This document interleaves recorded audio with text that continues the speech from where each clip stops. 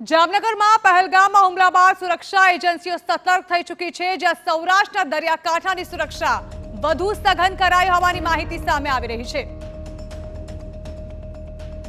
સૌરાષ્ટ્રના દરિયાકાંઠાની સુરક્ષા વધુ સઘન કરી દેવામાં આવી છે। ખાસ કરીને જામનગર, દ્વારકા, મોરબી જિલ્લામાં દરિયાકાંઠે સુરક્ષા વધારવામાં આવી છે। જામનગર મરીન પોલીસ દ્વારા તમામ ચેકપોસ્ટ પર ચેકિંગ અને પેટ્રોલિંગ વધારવામાં આવ્યું છે। Marine police, LCB, SOG, marine commando, home guard જવાનો તૈનાત કરવામાં આવ્યા છે, તો માછીમારોનું તેમજ તેમની બોટનું ચેકિંગ હાથ ધરવામાં આવ્યું છે। દરિયા કિનારે લેન્ડિંગ પોઈન્ટ, કાંઠાના વિસ્તારોમાં જવાનોએ ચાંપતી નજર રાખવાનું શરૂ કરી દીધું છે। તો પહેલગામ હુમલા બાદ સુરક્ષા એજન્સીઓ સતત કાર્યવાહીમાં લાગી છે। માછીમારો તેમજ તેમનું બોટનું ચેકિંગ પણ શરૂ કરી દેવામાં આવ્યું છે। તો કાંઠાના ગામોમાં પણ જવાનો હાલ ચાંપતી નજર રાખીને બેઠા છે।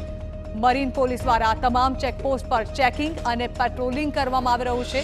Marine police, LCB, SOG, marine commando અને હોમગાર્ડ જવાનો તૈનાત કરી દેવામાં આવ્યા છે। હાલ માછીમારોનું પણ ચેકિંગ કરવામાં આવી રહ્યું છે, સાથે જ બોટોનું પણ ચેકિંગ હાથ ધરવામાં આવ્યું છે।